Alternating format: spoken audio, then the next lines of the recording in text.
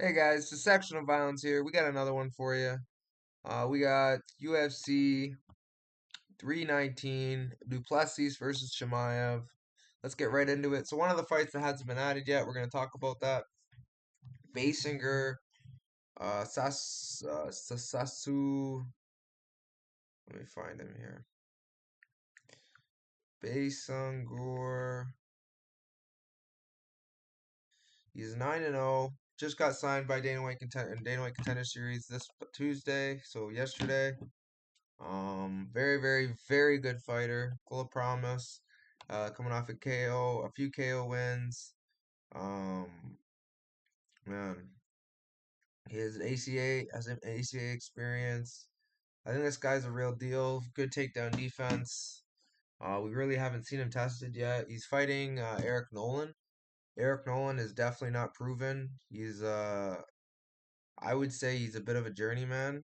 Um, I know he's still kind of new into his career. Like he hasn't had that many fights, but he's lost to Alonzo Turner, given it was by split. He lost to Ty Miller, the one who's on the Contender Series, who won the Contender Series last night as well.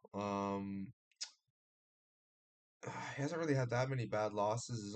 He has a few KO wins to back, so good way to get out of the Contender Series. He has a decent record, 8-3, so he's not a complete bum. But I just think Sasakaria or whatever, however you say his name, is gonna smoke him. I think Sasakaria by KO 1-2 is probably the move. I think this should be another easy fight for him. Not as easy as Taha, but it should be easy nonetheless. I just think he's much more skilled, and yeah, I don't really rate Eric Nolan at the UFC level. Um, so we'll see if he can get by this absolute monster prospect of the card, in my opinion.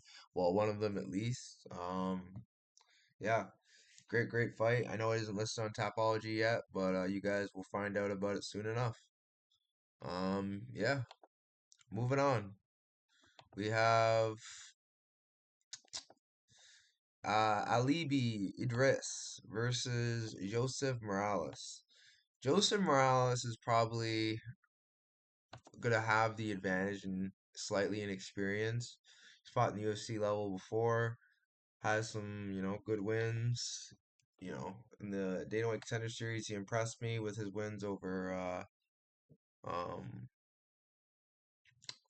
what's it called? Uh what's his last name? Fuck. I can't remember his last name. Chapolin. He beat Chapolin dominantly. He got finished by a figured arrow way back, but since then he's been doing pretty well. Um, his cardio looked really good in his last fight against Imanol, who I rate very highly. I think he has a good chance of winning this fight. But Idris has showed me a lot of skills. This is probably the one of the best cards of the year. So much talent on this card. I think Alibi Idris is probably one of the prospects as well on the card. Him or Sasuke Karab are probably my two favorites. Idris is freaking good, man. He has good grappling, good wrestling, good striking.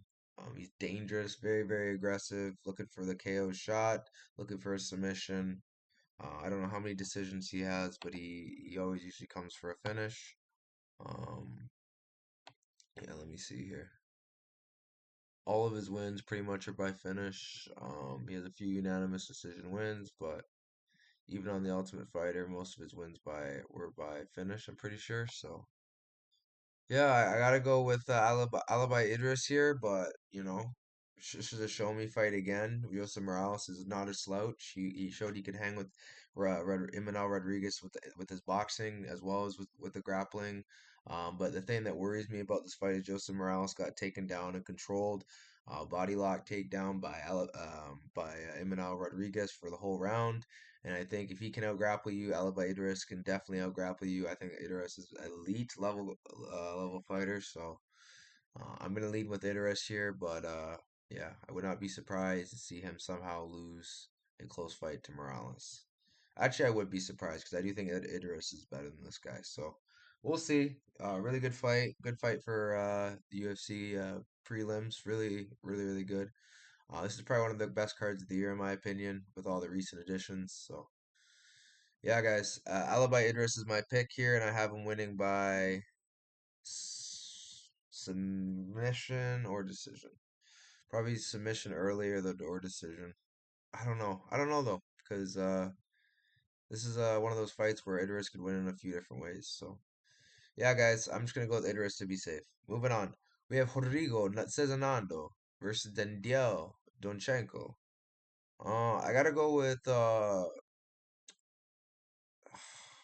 this is hard for me because I'm rooting for Cezinando. That's my guy. I always gonna root for my Canadian guy, but Donchenko is the real deal, man. Like Donchenko hasn't really like looked bad in at all in the Ultimate Fighter. He's actually looked really good, very dangerous.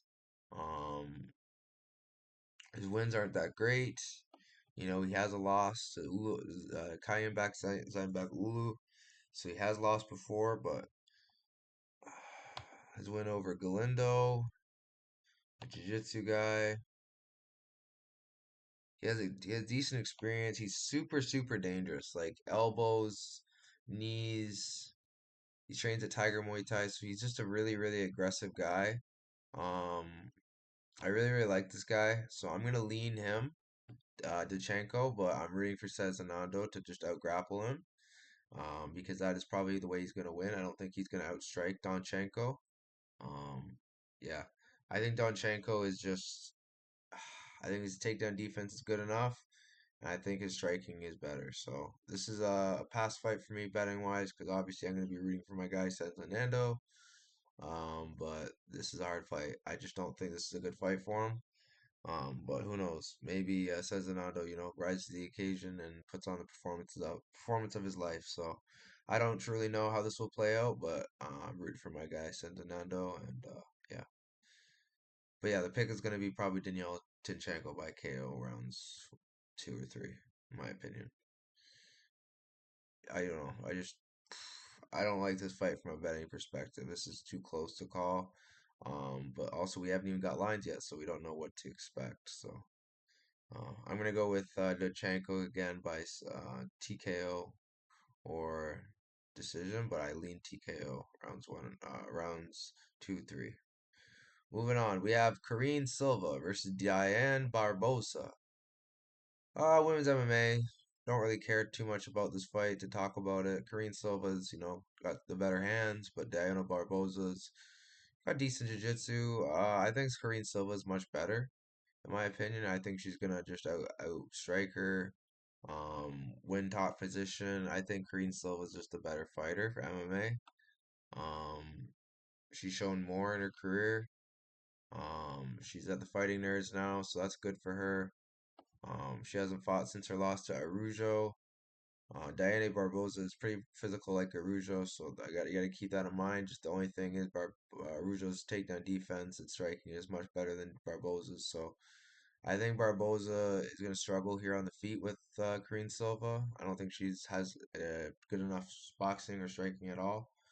I think Karine Silva is going to have a lot of physicality advantage over here. Not by much, but I think she should have. Sorry, I shouldn't say a lot. A decent amount of a physicality advantage. I think Karine Silva is really strong, and she has a lot of power behind her punches. So I do expect Karine Silva to here to win by decision. Um, could she win by a sub? Yeah. But I don't know. She could also win by a KO. So I think the safer spot on this card, instead of taking a prop, I just take the money line, because the money line is like not that bad. It's like only -210. I know it's with playing chalk on women's MMA. It's never fun, but that's who I think wins. So I don't know. Do with that what you will. Not gonna bet this fight. I just have no interest. Not that I don't think Karine Silva is a decent play. I just have no interest in this fight. I think women's MMA at chalk is usually never the answer, unless you have good information about the fight. And although I do think I have good information, I just still don't want to bet this garbage fight. No, like I wouldn't want to say it's garbage. Both girls are good at what they do to an extent, but you know what I mean. Moving on. We have Brian Battle taking on Nursultan Ruziboev. I gotta go with Nursultan Ruziboev here. I think Brian Battle is just a little too small for 185. I think Brian Battle is gonna struggle with the power difference. He trimmed himself all the way down to 170 just to come back up to 185. He missed weight in his last fight versus Randy Brown. He struggled to deal with Brown's range, so he needed to cage push for the majority of the fight. I think Nursultan Rozabolov's not going to allow that to happen. I think he's going to be using his footwork, keeping his range. I don't know. I think Brian Battles should not be the favorite in this fight. I think Ruziboev should be the favorite, especially early. He's super dangerous, so I got to go with Ruziboev here by. I'm not too sure exactly how he wins this fight. It's either by KO or decision, my guess. So I'm gonna go Ruzi Boev, KO one or two, just because I think Brian Battle's been KO'd before. And I think it is possible if not Fakhrdanov almost KO'd him. So Ruzi Boev packs a lot of power. He's a big boy, and I just think at 185 this is a bad fight for Ryan Battles. But who knows? Maybe this fight he was forced to take due to the fact he missed weight by a good amount last fight, and yeah, the UFC doesn't play around with that kind of stuff. So I don't know. Maybe Brian Battle, this is his punishment. So I'm gonna go with Ruji Boev here. I think the line's wrong. I do like Brian Battle. His cardio is good, and if this fight does get extended, where Ruji Boev is looking at all tired, the live bet is there, but. I just don't think that's going to happen. Brian Battles, his pace is pretty predictable. His pressure, what he's good at is, that great. So it's nothing really to be too worried about for Ruziboev. I think Ruziboev's going to be on cruise control, and I think he's going to either find a finish early KO or just cruise to a decision. So I'm going to go with Ruziboev by decision. That's my pick, but I would not be surprised to see him KO Brian Battle. Moving on, we have Drakkar Close versus Edson Jr. Barboza. I gotta go with I'm gonna go with Barboza, but I would not be surprised to see close win. This is a really close fight, no pun intended. I think Barboza is at the twilight end of his career. Um, oh man, don't tell me they're acting out now. Sorry, let me get on my phone and do this because sometimes it does this.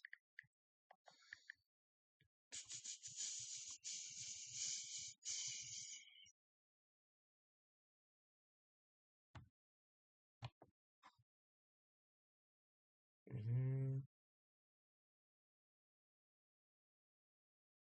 Oh no, the fight's already added there. It's just later on the card. Okay, never mind. So we got Jessica Andrade versus Lupita Godina. Bro, fuck off. So annoying. Edson Barboza versus Drakkar Close. Edson Barboza is 39 years old. We got to deal with that. Don't know how good he's gonna look. He's been off for over a year. Um, bro,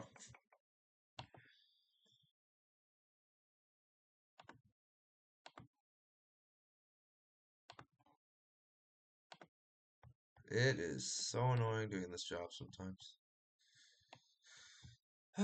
Anyways, yeah. So we got Drakkar Close. I think Drakkar Close is definitely more in his prime. Um, I don't know. I don't think I gotta worry about him, his durability quite as much. I know he can be chinned. He's been chinned before. Joel Alvarez, Benyal Dariush. He's been chinned before, but I don't think Barboza's in the point of his career. He's just coming back up to 155. I think Barboza is honestly like near the end of his career. This could be his retirement fight. You never know. Any fight now could be. I think Barboza probably wins, but I'm not confident in this fight at all. I do think this is a really, really close fight. Um, yeah, I don't really want to even talk like bet this fight at all. Like honestly, I have no interest in this fight. From a betting perspective, I can't get behind either side. I do think obviously, like I said, Close is less mileage. He's gonna be probably the hot pick of the week just because everyone likes to bet against the old guy. especially coming off a year layoff. I do think Close is pretty inactive too, though. Like if you look at how many times Close has fought in the last 2 years, like uh, he fought twice. So it's like he hasn't really been active himself. I can't really say too much. I think I think Edson Barboza is at a really good gym, and he's Edson Barboza. So for that reason, I will be picking him to win. Will I be betting on him, or do I advise betting him? No. So with that fight, I'm gonna move on. I don't want to speak too much longer about this fight. You guys get the gist. This is a pretty close fight based on the fact that Edson is a mystery, based on the fact he's been off a year. He's 39. We don't know what he's going to look like. We're back up to 155. We don't know how he's going to look. So, because of that, I'm just going to pass, but my pick is Edson Barboza. Moving on.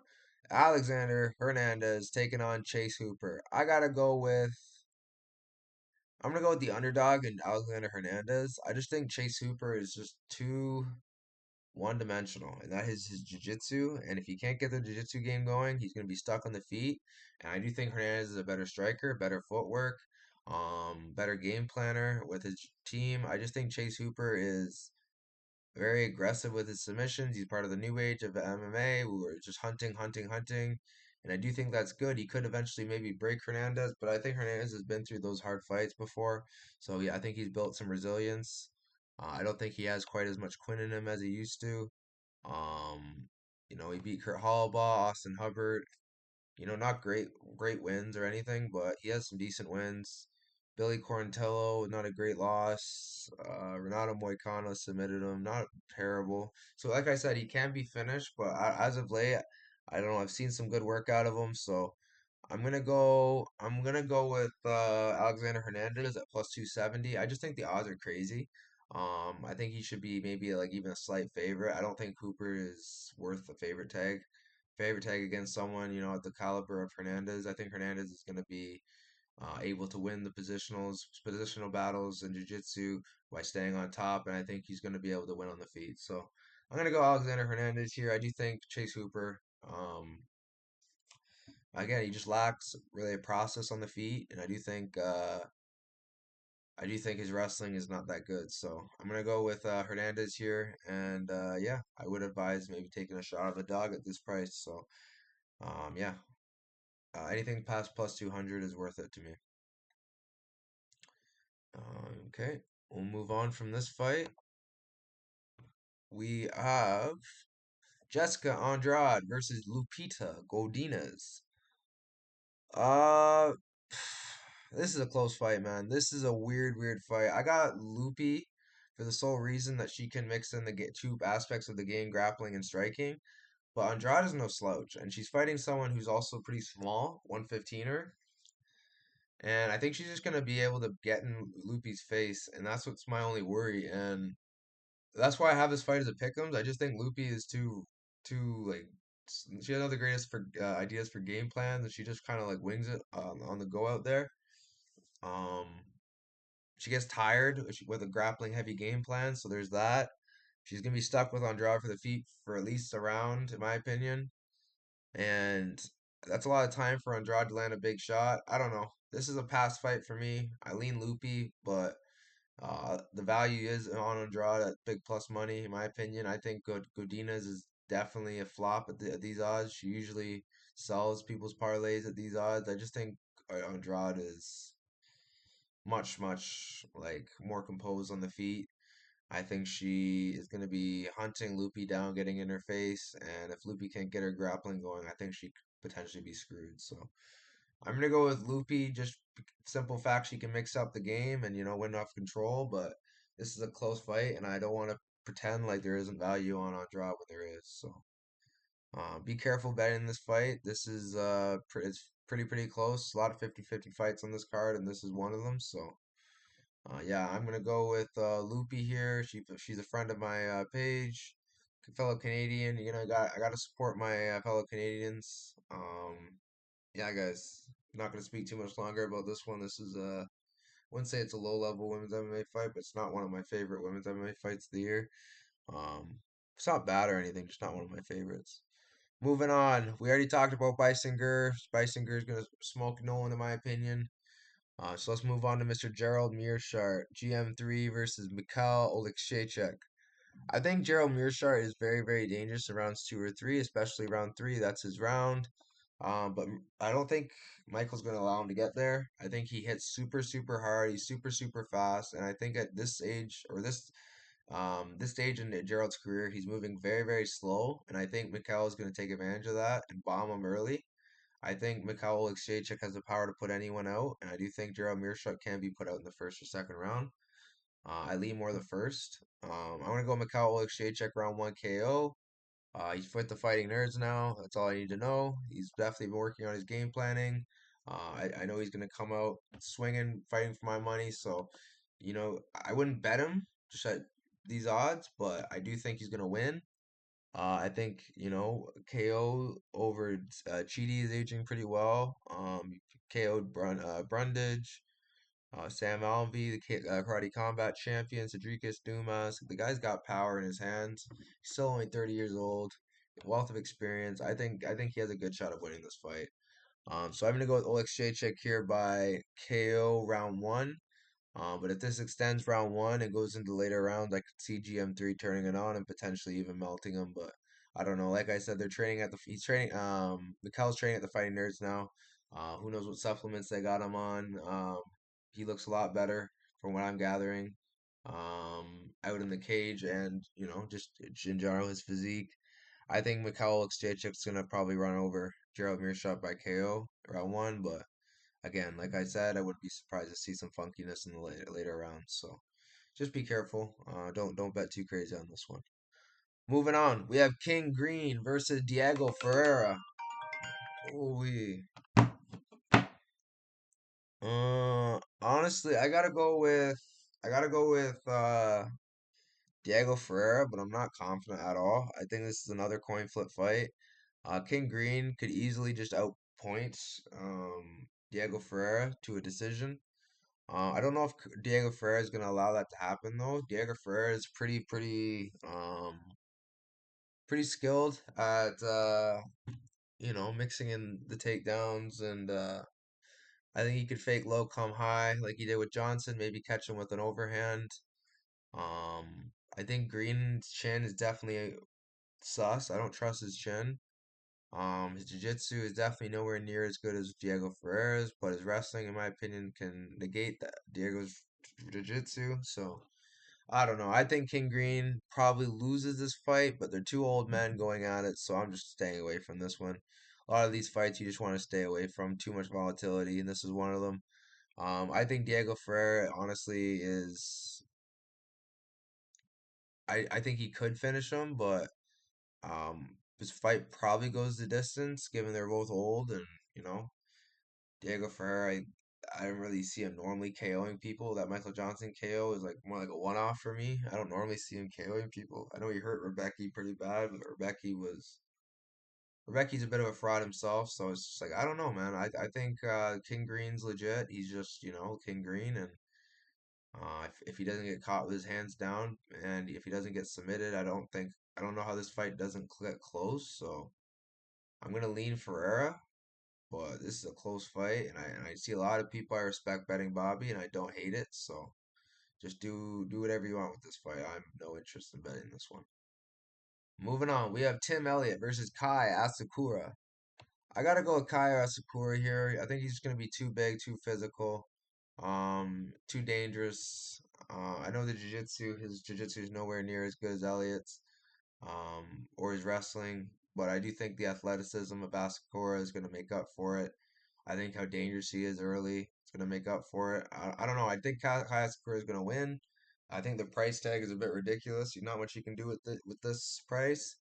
I think Kaya Sakura wins, but I wouldn't go, negative 300, negative 400. I think that's a little wide.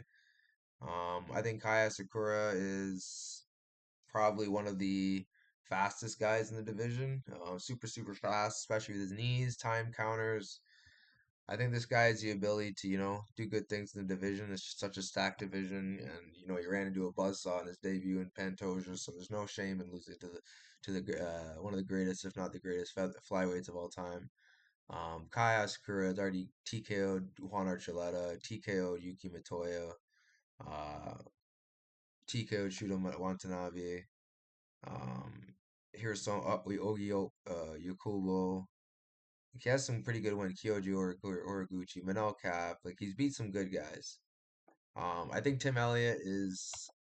I just don't trust him at this stage in his career. He's another guy that just hasn't really fought a lot lately, and he's experienced, but I don't know what we're getting out of him. He hasn't fought in 2 years.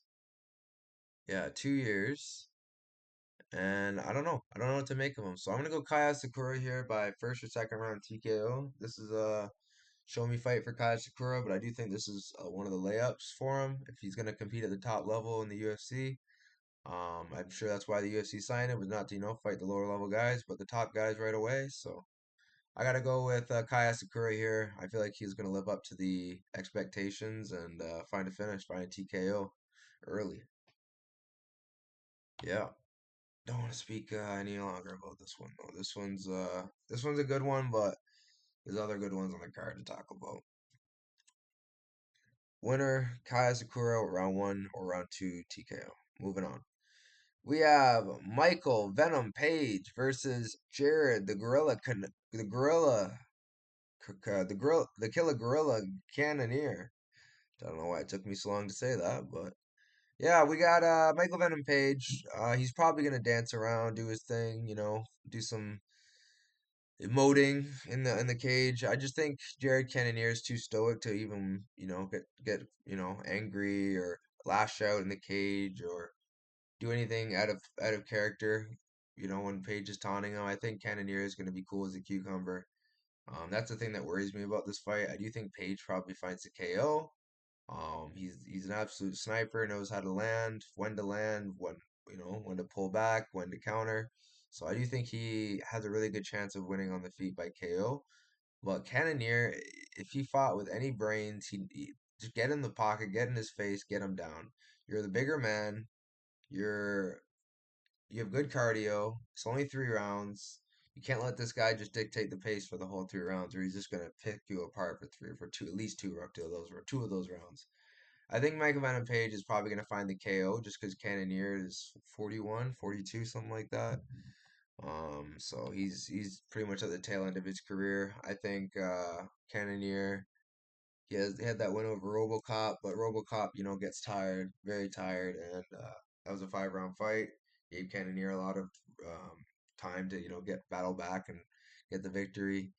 So Cannonier has made me some money. He's lost me money. I bet against him. So it is what it is. I think I have a decent read on Cannonier. I think Michael Venom Page is not that much better than him, so it's going to be a close fight. I just think Michael Venom Page is too slick, too fast, and he doesn't just go out there and like I don't know. Cannonier just kind of like takes a while to get going, and I don't think you can do that with someone like Michael Venom Page. I think Michael Venom Page is going to be on from the bell. And I think Michael Venom Page is probably going to be getting a TKO here this fight, but I would not be surprised to see a decision. This is only 3 rounds, and Jared Cannonier is very, very tough. So if the KO does not happen, I just see it being an MVP show by decision. Um, yeah, be careful though. This is risky. Cannonier is 41 years old. You know, not exactly ideal. MVP is in his late 30s, so again, not ideal, guys. Just be careful betting this card, this fight. Yeah. Moving on, we have Carlos Prates versus Jeff Neal. I think Jeff Neal is a very, very good test for Prates. Although I do think Prates wins, I do think Jeff Neal is probably one of the harder fights in the division. He brings a heavy, heavy pace, good boxing. He tries to kill you with every punch. Good experience, good takedown defense. Like he's got a good game. Whereas Prates is pretty similar, good takedown defense, except his knees are also very, very dangerous as well as his hands, his kicks. He's just a very, very, very dangerous striker. I think Prates likely wins by KO, being more dynamic as a striker, more diverse, also with his attacks. I think Jeff Neal is going to be more predictable, and if Jeff Neal cannot, find his range, find his timing early, I do think Carlos Prates is probably going to find the KO in the late first or the second round. I think Prates is that guy, and I think he hits very, very hard. I know Jeff Neal has faced some heavy hitters before who couldn't hurt him, but Prates is not those guys. So his last fight, Jeff Neal, was almost a year ago against RDA, and he won via leg injury. So his last real fight was over a year ago, and it was Ian Gary, and that fight was a joke. So I don't think Prates is going to be running away from the whole fight. If he does, that's mostly going to be a bad thing because Prates doesn't run away. So this is probably just a fight for Prates by KO, but I'm not going to be playing a side money line. It's just going to be too risky. Prates KO is probably close to his money line, so I'll probably be foolish not to take his money line. But I do think he wins by KO. So if I get a good number on the KO rather than the money line, I'll take that. But if it's like pretty much the same thing, might as well just take the money line. So we'll see. Prates, in my opinion, is a side. I think Jeff Neal is good, but Prates again is more diverse with his attacks, and that southpaw via southpaw is going to be a very interesting look.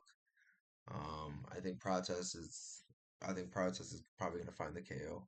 This is uh this is a good fight for Prates to show out. Moving on, we have Lerone Murphy taking on Aaron Pico. I think Aaron Pico is very, very skilled, but I don't think he's worth a negative 200 tag in his debut against someone who's undefeated like Lerone Murphy in the UFC, facing good quality UFC guys. Lerone Murphy has fought and beat guys like Gabriel Santos, who in my opinion he lost to. Yes, I know. He's beat Edson Barboza, Danny Ige, Josh Emmett, two of the biggest hitters in the division. Now you're giving him Aaron Pico, who is also a big hitter, but in my opinion, he is not that much better than the other two. I think Ige is really good power as well. I think Pico's talented, more talented the two, but I don't know if he's better. So I think he poses different problems. But everyone's talking about his wrestling, his wrestling, his wrestling. I don't think his wrestling is going to be that much of a problem. I think Murphy is really, really good. Um, yeah, I don't know. I think this is a good fight for Pico, being at 3 rounds.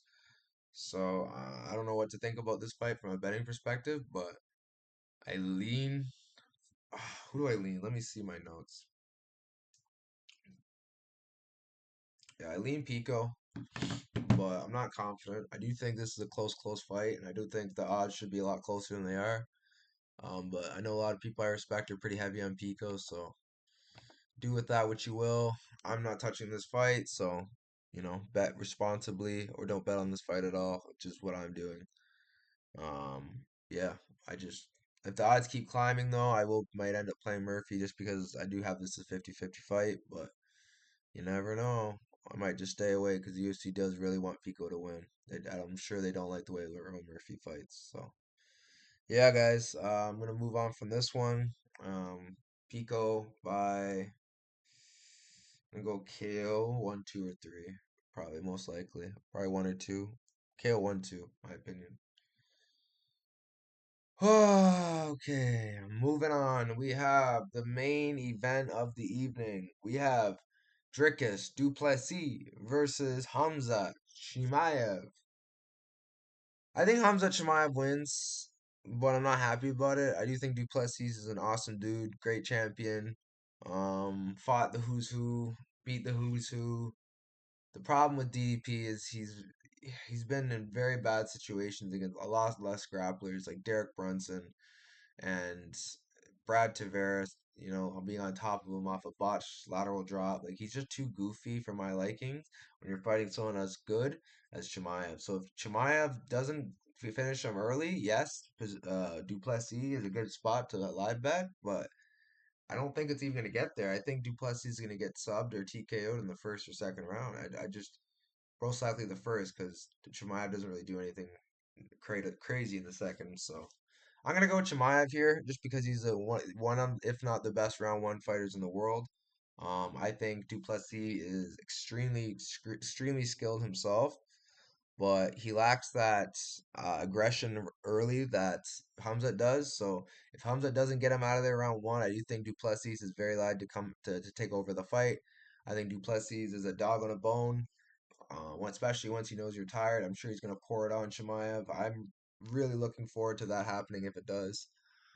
Chimaev gassing out, looking off to the clock, and it still being 3 minutes. That would just be so glorious. But unfortunately, that's not the world we're going to be living in Saturday. Unfortunately, Chimaev is most likely going to win via submission.